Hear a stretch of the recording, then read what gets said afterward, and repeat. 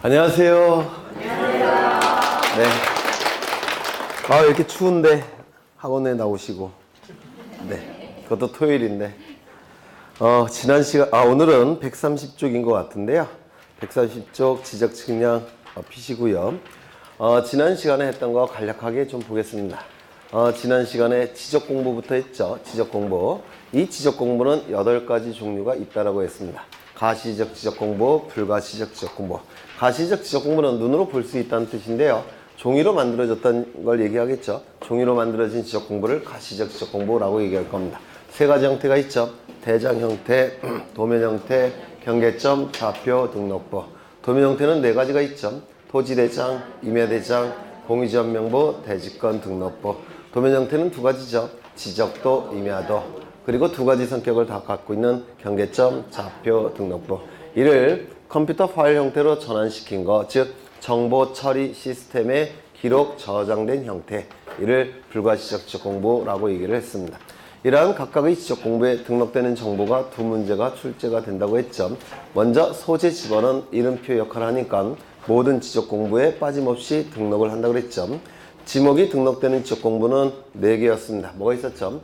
토지대장, 임야대장, 그렇죠. 토지대장, 임야대장 정식 명칭으로 등록하고, 지적도, 임야도는 부호로 등록을 했었습니다.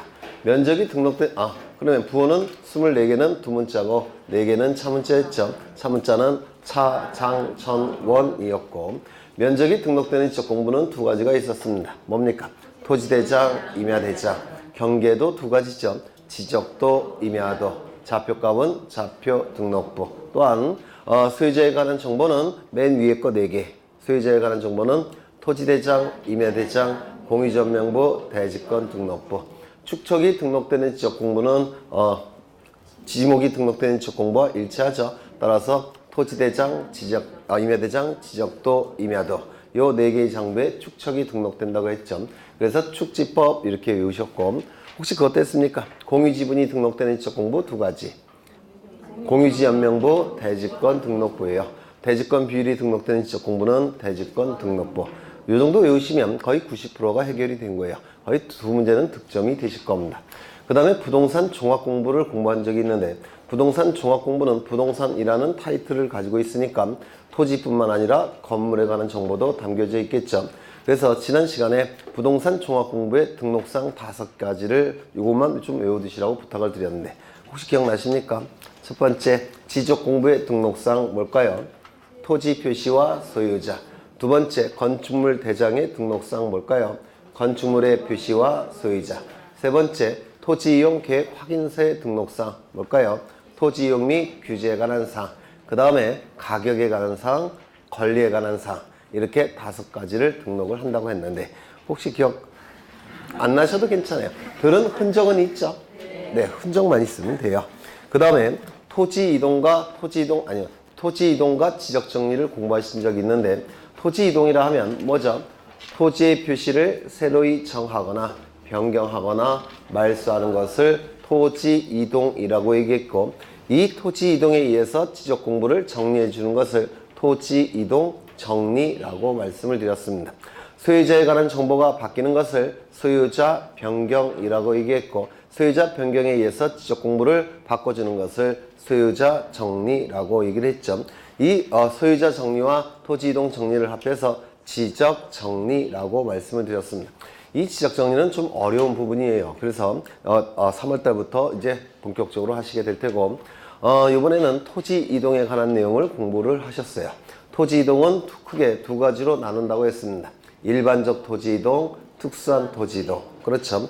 일반적 토지 이동은 뭐가 있었죠? 신규 등록, 등록 전환, 분할, 합병, 지목 변경, 바다가 된 토지의 등록 말소.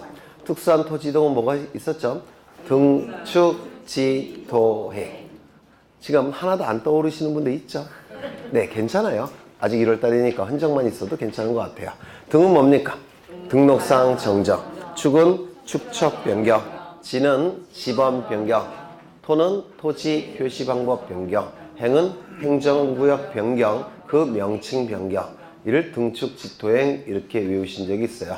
이때 일반적 토지 이동은 신규 등록이었는데, 한 번도 지적공부에 등록된 적이 없는 토지가 지적공부에 맨 처음에 등록이 될 때 이를 신규 등록이라고 말씀을 드렸습니다. 그렇죠? 그 다음에 등록전환은 뭐였습니까? 임야대장, 임야도에 등록된 토지를 토지대장, 지적도에 옮겨서 등록하는 것을 등록전환이라고 얘기했고, 이 등록전환과 관련해서는 첫 번째, 그 역은 등록전환입니까? 아닙니까? 즉 토지대장, 지적도에 등록된 것이 임야대장, 임야도에 등록을 바꿀 때는 등록전환이 아니라고 말씀을 드렸죠.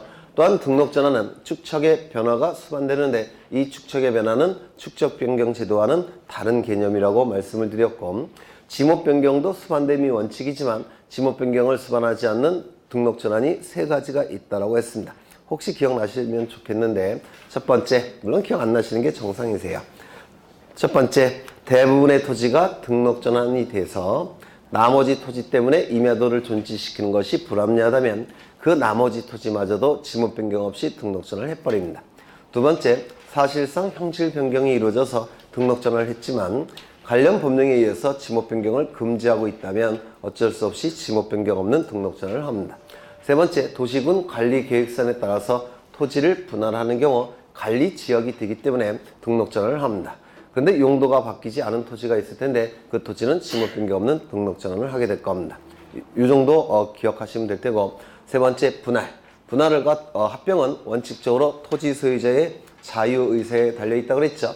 다만 분할의 경우 예외는 뭐라고 했습니까?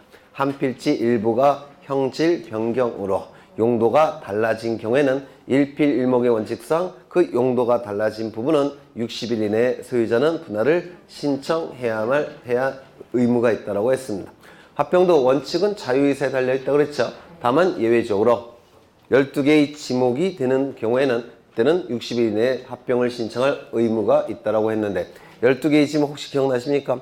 철제, 천구, 유수, 학도, 부채, 공장. 11가지는 지목이 부호인데 부채 공장할 때 부는 공동주택 부지를 얘기하는 겁니다. 아파트 부지를 얘기해요. 그 다음에 지목 변경. 토지에 형질 변경이 있을 때 지적공부에 등록된 지목을 바꿔주는 거. 이거 원칙적인 지목 변경이라고 말씀을 드렸고요.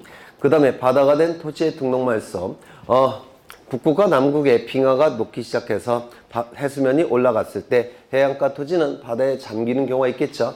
네, 그렇다고 한다면 지적공부는 존재할 필요가 없으니까 바다가 된 토지의 경우에는 지적공부의 내용을 말소시키는 거, 이를 바다가 된 토지의 등록 말소라고 말씀을 드렸습니다. 등록상 정정 혹시 했습니까? 등록상 정정 안 했나요?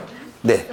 등록상 정정은 그 개념이 지적공부에 등록이 될 때 한 필지 토지에 관한 정보가 지적공부에 등록이 될 때 잘못 등록되는 경우가 있습니다. 잘못 등록이 돼서 오류가 발생하는 경우가 있을 수가 있어요. 그러면 오류가 발생한 것을 공시할 수는 없겠죠. 따라서 오류가 발생한 부분을 정정해 주는 거, 이를 등록상 오류 정정이라고 얘기를 합니다.